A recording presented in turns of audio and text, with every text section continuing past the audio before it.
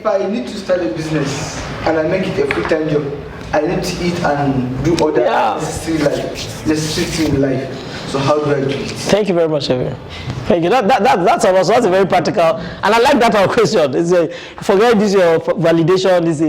How do I survive? How am I going to survive? No, but I like that question because it's something that has applied to me. Believe me, from my experience, and let me answer this from my experience. If you run a small business independent as an isolated source of income, it will die. That's from my experience, right? And I'm defining small business now as something that is truly small, right? It will, except you can crash down terribly your source of life, your standard of living.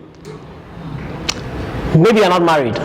You decide to go and stay in a single room somewhere, or you sleep in your office. You know, single people can do that. You wake up early in the morning, and I was listening to this business coach in South Africa, Vusi. Yes, I was listening to him, and he said there was a time that for 8 months he slept in his car. He wakes up early, that people don't know, his workers don't know, because he's always last to leave the office. So they think he's going home. But he was actually running away from the police, that they were looking for him for the money that he was owing the bank. So he'll close from work and just get into his car, sleep, wake up 4 a.m., go into the office bathroom, take his bath, and then come to work like every other person. And he did that for 8 months and nobody ever knew. Right? So now he could do that because he didn't have a wife and 2 children at home. I don't know if you get the point. So, but this is what I normally advise people, that if it is possible, you first take a 9-to-5 job and you do something called moonlighting, which simply means that you work in your business from 6 to, let's say, 11. So maybe you get somebody who handles structure for you. You work in your business nights to ensure that things are done properly. You wake up in the morning and go to do your work. So you may have to overlap so that you have a source of income.